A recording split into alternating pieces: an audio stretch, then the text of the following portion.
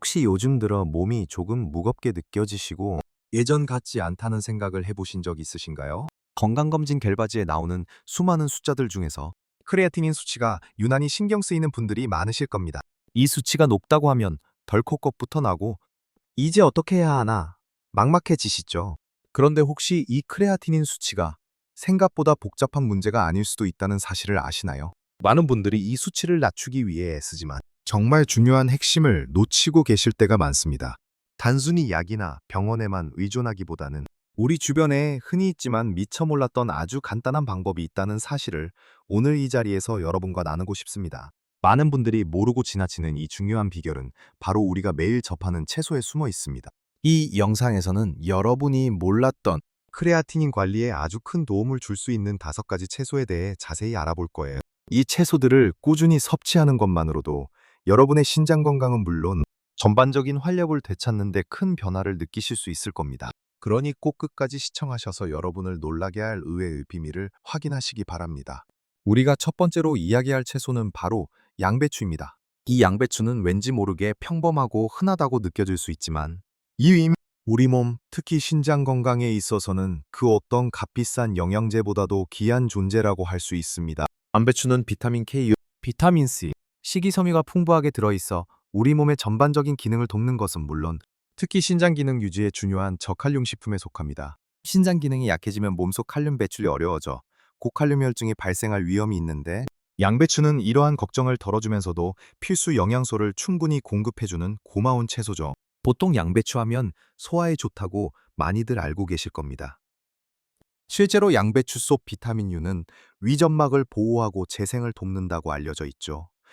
그런데 이 소화 기능과 신장 건강이 긴밀하게 연결되어 있다는 사실을 아셨나요? 소화가 원활하게 이루어져야 영양분 흡수가 잘 되고 몸속 노폐물 배출도 더욱 효율적으로 진행될 수 있습니다. 이화장이 편안해야 신장이 과도하게 부담을 느끼지 않고 본연의 기능을 잘 수행할 수 있다는 의미입니다. 양배추를 드실 때는 생으로 샐러드에 넣어 드시는 것도 좋지만 부드럽게 쪄서 쌈을 싸먹거나 국이나 찌개에 넣어 익혀 드시는 것도 좋습니다. 특히 한국 요리에서는 된장찌개나 김치찌개에 양배추를 넣으면 국물 맛도 시원해지고 영양도 챙길 수 있어 일석이조죠. 한 가지 팁을 드리자면 양배추를 너무 오래 삶으면 비타민이 파괴될 수 있으니 살짝 데치거나 쪄서 아삭한 식감을 살려 드시는 것이 좋습니다. 매일 식탁에 양배추를 조금씩이라도 올려보세요. 처음에는 그저 흔한 채소일 뿐이라고 생각했던 양배추가 여러분의 몸에 얼마나 긍정적인 변화를 가져다 주는지 직접 느끼실 수 있을 겁니다. 마치 우리 몸의 든든한 방패처럼 양배추는 매일매일 우리의 건강을 지켜주는 역할을 합니다. 두 번째로 말씀드릴 채소는 다채로운 색깔이 눈을 즐겁게 하는 파프리카입니다. 파프리카는 붉은색, 노란색, 주황색 등 다양한 색깔만큼이나 풍부한 영양소를 자랑합니다. 특히 비타민C 함량이 오렌지의 몇 배에 달할 정도로 매우 높아서 면역력 강화는 물론 우리 몸의 세포를 보호하는 항산화 작용에도 탁월한 효능을 발휘합니다. 우리 몸에 쌓이는 활성산소는 세포 손상을 유발하고 노화를 촉진하며 이는 신장 건강에도 좋지 않은 영향을 미칠 수 있습니다. 그런데 파프리카 속 풍부한 항산화 성분들은 이러한 활성산소를 중화시켜 신장을 비롯한 장기들을 보호하는 데 도움을 줍니다. 또한 파프리카 역시 칼륨 함량이 비교적 낮아 신장 건강에 부담을 덜어주는 좋은 식품입니다. 생으로 아삭하게 씹어 드셔도 좋고 샐러드에 넣거나 볶음 요리에 활용해도 좋습니다. 허네어이즈 예를 들어 채 파프리카를 넣어 색감과 영양을 더하거나 택 한 줄을 나물처럼 무쳐서 드시는 것도 좋은 방법입니다. 메인 식탁에 파프리카를 조금씩이라도 추가해 보세요. 파프리카의 풍부한 비타민C는 우리 몸의 피로 회복에도 도움을 주어 이동해서 신체 활력을 증진시키는 데도 긍정적인 영향을 미칩니다. 활기찬 몸은 전반적인 신체 기능을 더욱 원활하게 만들어주고 이는 결국 신장이 제 역할을 다하는 데도 큰 도움이 됩니다. 파프리카를 통해 몸속에 활력을 불어넣는 것은 마치 오래된 기계에 새 생명을 불어넣는 기름칠과 같습니다.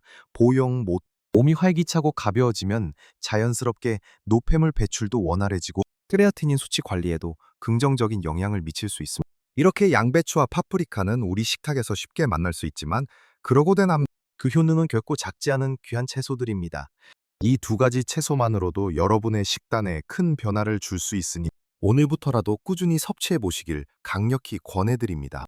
이제 다음으로 넘어가서 또 다른 중요한 채소들을 함께 알아보도록 하겠습니다. 세 번째로 소개해드릴 채소는 한국인의 밥상에서 빠질 수 없는 마늘입니다. 마늘은 단순히 음식의 맛을 더하는 향신료 이상의 가치를 지니고 있습니다. 마늘 특유의 알싸한 맛을 내는 알리신 성분은 강력한 살균 및 항염 작용을 하는 것으로 잘 알려져 있습니다. 그런 성이라 몸속 염증은 만성질환의 원인이 되기도 하고 신장 기능에도 부정적인 영향을 미칠 수 있습니다. 기신장 마늘은 이러한 염증을 줄이는 데 도움을 주어 신장 보호에 간접적으로 기여할 수 있습니다.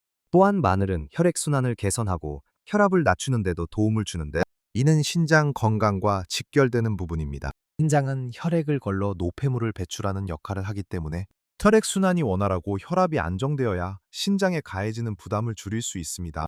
한국인이라면 누구나 김치를 통해 매일 마늘을 섭취하고 있지만 생마늘을 다져서 양념에 넣거나 구워서 드시는 것도 좋습니다.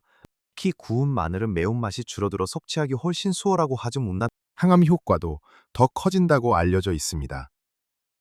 다만 신장 기능이 아주 많이 저하된 분들의 경우 마늘 섭취량에 주의해야 할 수도 있으니 전문가와 상담하는 것이 좋습니다. 하지만 대부분의 어르신들에게 마늘은 아주 좋은 천연 보약과 다름없습니다.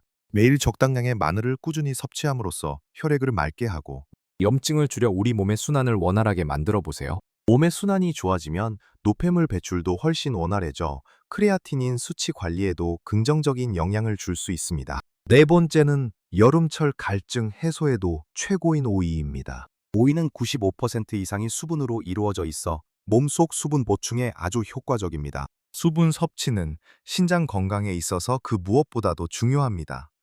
충분한 수분은 신장이 노폐물을 효과적으로 걸러내고 소변으로 배출하는 데 필수적이기 때문입니다.